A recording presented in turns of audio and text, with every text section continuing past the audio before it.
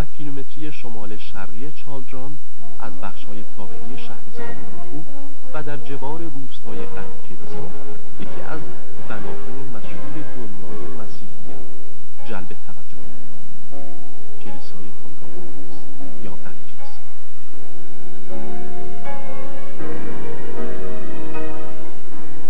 ارامنه در روایات خویش آورده‌اند که مرد قدیسی به نام تاتابوس در سال 49 میلادی پادشاهی به نام آرکا را به دین مسیحیت آورد. اما بعدها سانتروک جانشین آرکا که از دین مسیحیت برگشته بود، تاتابوس قدیس و دختر خود ساندوکت را که حاضر به ترک آیین مسیحیت نشده بودند به قتل رساند.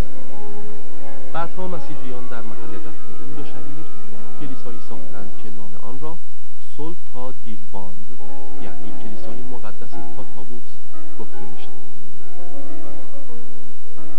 این کلیسا بر ویرانه یکی از پرستشگاه‌های مهر ساخته شده است. به روایت تواریخ ارمنی این کلیسا طی سالهای 640 تا 648 هجری بارها توسط مغولان احمدی، میکو، اباقا وارد شد.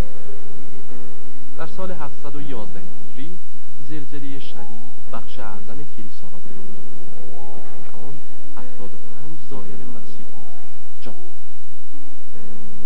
تنها قسمت شرقی کلیسا که با سنگ ساخته شده از زلزله مسئول.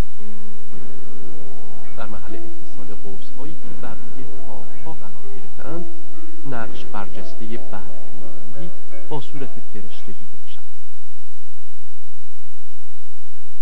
قوس طاق‌نمای ستون‌ها به صورت یک درمیان و جناحی ساخته شده است.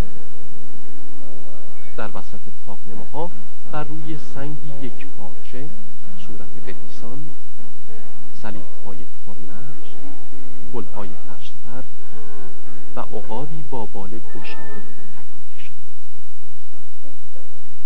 باستانشناسان آلمانی این بنا را به لحاظ تأسیسات شهرهای دوره قدیم حائز اهمیت بسیار دانستند.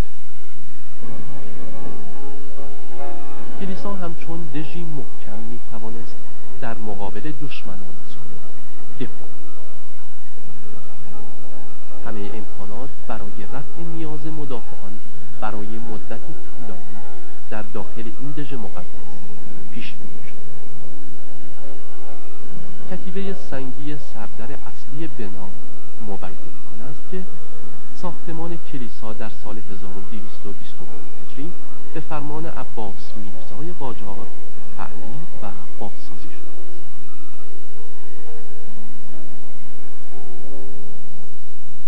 در اواسط سده سوم تا هفتم میلادی در کلیساها جدال مذهبی درباره سرشت عیسی مسیح و مادر او مریم رفت.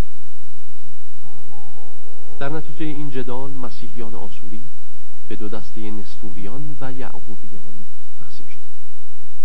نستوریان ایرانی در امپراتوری روم طرفدار نستوریوس بودند که عیسی پیامبر و انسانی زمینی است و منکر سرشت ربانی. به این لحاظ آشوریان نستوری مورد خشم امپراتوری روم و کلیسای ارتدوکس قرار گرفتند و به قلمرو ساسانیان کوچیدند و کلیساهای پارس را در ایران تأسیس نمودند.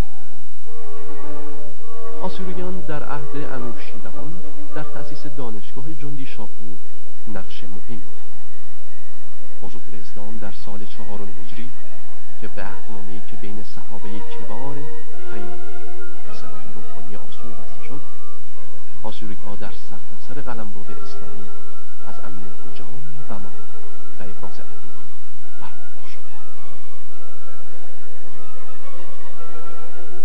در پایین محراب کلیسا کتیبه‌ای به زبان ارمنی است که در آن اطلاعاتی مربوط به بنای اصلی و قدیمی کلیسا حک شده است.